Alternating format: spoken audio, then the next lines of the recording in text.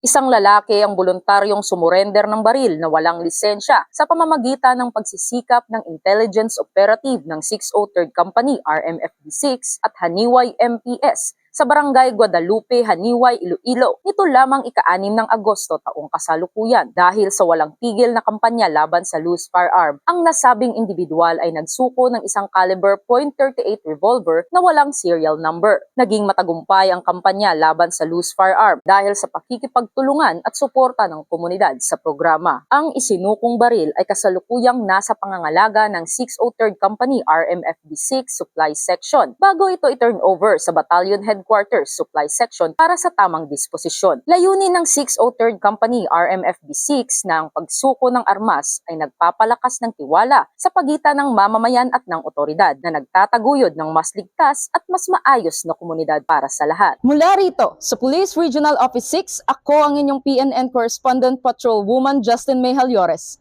alagad ng batas, tagataguyod ng Balitang Pulis.